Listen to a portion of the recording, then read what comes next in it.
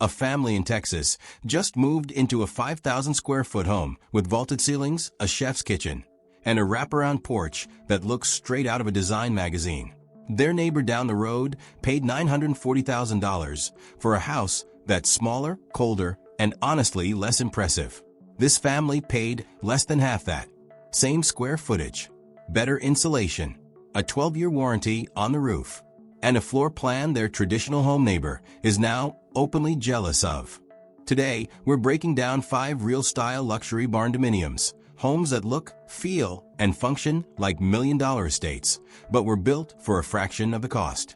We're going to walk through the exterior design choices that make them look expensive, the interior layouts that make them livable, the actual construction numbers most builders won't tell you, and the one hidden problem almost every one of these luxury builds runs into, along with how professionals actually solve it. By the end of this video, you'll know exactly what separates a barndominium that looks cheap from one that looks like it belongs on an estate listing. And it's usually not what you'd expect. Welcome back to Barndominium Plan Studio, the channel where we break down real numbers, real design decisions, and real trade-offs behind barndominium living.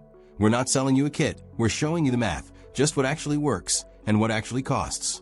If you're new here, we cover everything from floor plans to fire safety to the hidden costs nobody talks about at the dealership. So if that sounds useful, go ahead and subscribe. That's genuinely the only algorithm trick that works. More of you sticking around. Alright, let's get into the first home. Before we walk through these 5 homes one by one, here's why this comparison actually matters right now. In most markets across the country, a comparable stick-built luxury home is running somewhere in the $1.2 to $2 million range once you factor in land, permits, and finish work. A barndominium with the same square footage, the same ceiling height, and comparable finishes is landing in the $400,000 to $700,000 range for most builders in 2026. That's not a small gap. That's the difference between a mortgage that eats your paycheck and one that leaves room to actually live. So the real question isn't whether barndominiums can look luxurious anymore. They clearly can. The real question is which design decisions are actually worth paying for, and which ones are just marketing dressed up as luxury. Let's start with what you see first, because exterior design is doing almost all the psychological work when it comes to whether a barndominium reads as luxury or reads as a shed with windows. Home number 1 leans into a modern farmhouse look. Black standing seam metal roof, board and batten accents over the steel siding, and oversized black framed windows that break up what would otherwise be a flat wall. Home number 2 goes full modern industrial. Dark charcoal exterior, minimal trim, and a cantilevered roof line over the entry that makes the whole structure look architecturally intentional instead of just functional. Home number 3 is the one most people assume costs the most, a wraparound porch with timber posts, stone veneer wainscoting at the base, and a metal roof color match to the stone. That stone detail alone can run $8 to $15 per square foot installed, but it's doing more of the visual work than almost any other single upgrade. Home number 4 uses a mixed material approach, metal on the upper walls, wood look composite siding on the lower half, which looks like a deliberate design choice, not a shortcut, even though the composite panels are relatively affordable per square foot. And home number 5 is the most dramatic of the 5, a full glass gable end on the great room side, floor to ceiling, framed in black steel, which is the single most expensive exterior upgrade on this list, but also the one that gets the most comments online. Here's the pattern worth noticing. None of these homes rely on the metal building itself to look expensive. Every single one of them uses trim roof lines and one standout material choice, stone, glass, wood accents, to break up that flat industrial look. Which means your money doesn't have to go everywhere, just 2 or 3 places. You need 1 or 2 well-placed exterior decisions, and the rest of the building can stay simple. Now let's step inside, because this is where a lot of barndominiums either earn their price tag or completely lose the plot. All 5 of these homes share one structural advantage that traditional homes can't easily replicate: clear span steel framing, which means no load-bearing interior walls chopping up the floor plan. In home number 1, that translates to a great room with a 22-foot vaulted ceiling and exposed steel trusses left intentionally visible as a design feature instead of hidden behind drywall. Home number 2 takes a different approach, a drop soffit with hidden LED lighting that traces the entire perimeter of the main living space, which costs relatively little in materials, but transforms how the whole room feels at night. The kitchens across these builds follow a consistent pattern too. Oversized islands, waterfall quartz countertops, and full-height tile backsplashes that run all the way to the ceiling instead of stopping at the upper cabinets. That detail alone is one of the cheapest ways to make a kitchen look custom, because tile is inexpensive per square foot, but full-height coverage punches way above its actual material cost. Walk into home number 3's primary suite, and the first thing that stops you is the tub, a freestanding soaking tub positioned in front of a picture window, which sounds indulgent, but in a rural setting with no neighbors nearby, it's the room every Barndominium owner wishes they'd sized bigger the first time. Home number 4 uses a barn door slider system between the primary suite and a small home office, letting the owners flex that square footage depending on what stage of life they're in. Home number 5's kitchen leans into open shelving and exposed black pipe fixtures. But the real standout is a mudroom larger than most people's entire laundry room, which matters more than it sounds like it should, because in rural and Barndominium builds, that room ends up doing more daily work than almost anything else in the house.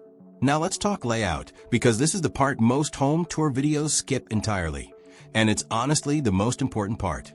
Home number 1 uses a split bedroom layout, primary suite on one end of the house, secondary bedrooms on the opposite end, separated by the great room. That's not just a privacy feature, it's the layout multi-generational households ask for first, and the one owners lean on when they want a home office with real separation from the rest of the house. Home number 2 takes a more open approach, one shared great room connecting the kitchen, dining, and living space with almost no hallway square footage wasted. Which sounds minor until you realize hallways are pure and used square footage that you're still paying to heat, cool, and build. Home number 3 integrates a 2-story layout, primary suite on the main floor, 3 additional bedrooms upstairs, which keeps the main floor footprint smaller and, in turn, keeps the foundation and roof costs lower even though the total living space is large. Home number 4 is built around a flex room concept, a space that can function as a home gym, a 5th bedroom, or a media room depending on the buyer, which keeps the room useful 5 years from now, whatever life throws at it, without adding construction cost up front. And home number 5 uses an attached but separated shop and garage space, connected through a breezeway rather than a direct interior door, which keeps dust, noise, and vehicle exhaust away from the living space. Something a lot of first-time Barndominium buyers don't think about until it's too late. If there's one takeaway from this section, it's this. The best Barndominium floor plans aren't the ones with the most rooms. They're the ones that eliminate wasted space and put separation exactly where the household actually needs it. Here's where the marketing stops and the math starts, because this is where most videos either exaggerate or completely avoid the topic. According to current 2026 industry data, standard finished Barndominiums are running $65 to $160 per square foot, while premium, fully custom builds like the ones we're covering today can run $200 to $350 per square foot or more. For a 5,000 square foot luxury build, that puts you somewhere between $1 million and $1.75 million at the very top of the range. But here's the important part. Most of the homes we're covering today land closer to the $400,000 to $700,000 range because they're strategic about where the money actually goes. The kit shell itself, the steel frame, roofing, and exterior siding, typically runs $20 to $50 per square foot. That's the cheap part.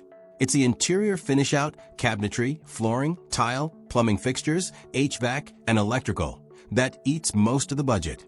Stone veneer accents run $8 to $15 per square foot installed. Waterfall quartz islands typically add $3,000 to $6,000 over a standard countertop. And that dramatic glass gable end we saw on home number 5. Expect that single feature alone to add $15,000 to $30,000 depending on the glazing and framing used. General contractor fees typically run 10 to 20% of total project cost on top of all of that, and that's before land, site work, well, septic and utility hookups, which can easily add another $40,000 to $80,000 depending on how remote the property is. The honest takeaway here is this. You can build a home that looks like it cost $1.5 million for well under half that, but only if you're deliberate about which upgrades actually move the needle and which ones are just cosmetic inflation. Here's what's actually pulling people away from the traditional build and toward this one instead. The first reason is space efficiency. Clear span steel construction means these homeowners are getting more usable square footage per dollar than almost any comparable stick-built home on the market. The second is durability. Metal roofing on these builds typically comes with a 40 to 50-year lifespan and warranties that stretch far beyond what most asphalt shingle roofs offer, which matters a lot if you're planning to stay in the home long-term. The third reason is flexibility. Because there are no load-bearing interior walls, these homeowners can reconfigure a room, expand a space, or repurpose a shop area years down the road without a full structural remodel. And the fourth reason, the one that comes up in almost every comment section on this channel, is that these homes simply don't look like what people expect when they hear the word barndominium anymore. Nobody's mistaking these for a pole barn with a couch in it anymore. And these 5 builds are a big part of why. But here's the part almost nobody mentions when they show off a luxury barndominium like these. Metal buildings are excellent at a lot of things. Insulating against temperature swings on their own is not one of them.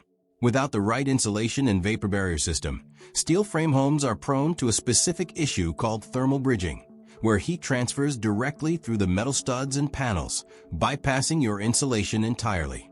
In humid climates, that same temperature differential can cause condensation to form inside the wall cavity, which over time leads to moisture buildup you can't see until it becomes a mold problem. This is exactly why some of the most beautiful barndominiums online end up with sky-high utility bills or worse, hidden moisture damage behind that gorgeous shiplap accent wall. And it's rarely something you'll notice on a walkthrough tour. It shows up 2 winters late. The good news is that this is a completely solvable problem, and all 5 of the homes we cover today handle it correctly. Here's what every builder who's done this more than once reaches for: closed-cell spray foam insulation applied directly to the interior of the metal panels, which does 2 things at once. It seals every gap against air infiltration, and it acts as its own vapor barrier, eliminating the thermal bridging issue almost entirely. Closed-cell spray foam typically runs $1 to $1.50 per square foot per inch of thickness, which costs more on install day, but comes back cheaper on every utility bill after, paying for itself in reduced heating and cooling costs within roughly 5 to 8 years, depending on your local climate and energy rates. A properly installed continuous vapor barrier, combined with correctly placed ridge and soffit ventilation, is the second piece professionals insist on, because insulation alone doesn't stop moisture. Ventilation is what actually lets any residual moisture escape instead of getting trapped. If you're pricing out a build like any of these 5, this is the one-line item worth asking your builder about directly. Because cutting corners here is invisible on move-in day and expensive 5 years later. So, do these 5 homes actually beat million-dollar houses? In almost every category that matters, yes. They match or exceed traditional luxury homes on ceiling height, open concept living, and long-term durability. They cost significantly less per square foot once you account for total project costs. And when insulation and moisture control are done correctly, they hold up just as well, if not better, over time. The one non-negotiable across all 5 builds is proper insulation and moisture management. Skip that, and even the most beautiful barndominium on this list turns into an expensive, ongoing problem. Quick disclaimer before we wrap up. The homes featured in this video are composite examples built from real 2026 industry pricing, design trends, and construction data, representing common luxury barndominium features rather than a single specific property. Construction costs vary significantly by region, builder, and material availability, so always get a detailed quote from a licensed local contractor before budgeting your own build. If one of these 5 homes stood out to you, drop the number in the comments. We actually go through these before planning the next video. And if you're currently planning your own barndominium build, tell us where you're at in the process. We've got a community of builders, planners, and dreamers in the comments section who are all working through the exact same decisions you are. If you made it this far, you already know more about what actually drives barndominium cost than most people shopping for one. That's the whole point of this channel. Subscribe if you want more of these breakdowns, and we'll see you in the next one.